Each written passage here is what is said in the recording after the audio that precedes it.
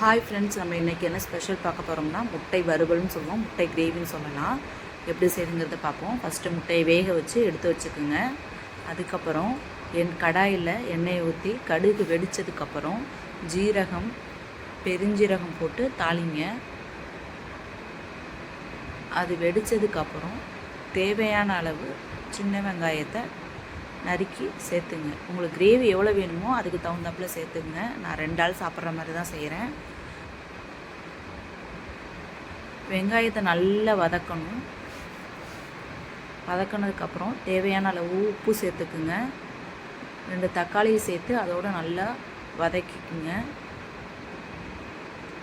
இது ரசம், சாம்பார் இந்த மாதிரி குழம்புங்களோட இதை சேர்த்து சாப்பிட்டா ரொம்ப நல்லாயிருக்கும். இது வெங்காயம் தக்காளி வதங்கினதுக்கப்புறம் தேவையான அளவு மஞ்சத்தூளையும் போட்டு பச்சை வாசம் போகிற அளவுக்கு நல்லா வதக்குங்க. தேவையான காரத்துக்கு தகுந்த மிளகாய்த்தூள், நான் 2 டீஸ்பூன் மிளகாய் தூள் சேர்த்து நல்லா வதக்கியிருக்கேன்.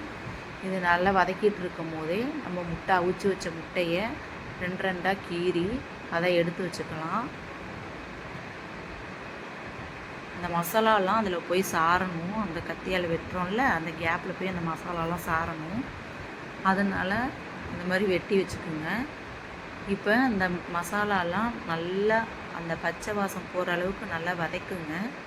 வதக்குனதுக்கப்புறம் இந்த முட்டையை அந்த கிரேவியோட சேர்த்துக்கணும்.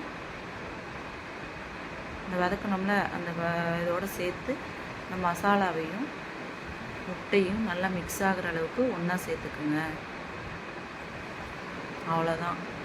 இது சுவையான முட்டை கிரேவி ரெடி. ட்ரை பண்ணி பார்த்துட்டு பிடிச்சிருந்தா லைக் பண்ணுங்கள், ஷேர் பண்ணுங்கள், மறந்துடாமல் சப்ஸ்கிரைப் பண்ணுங்கள்.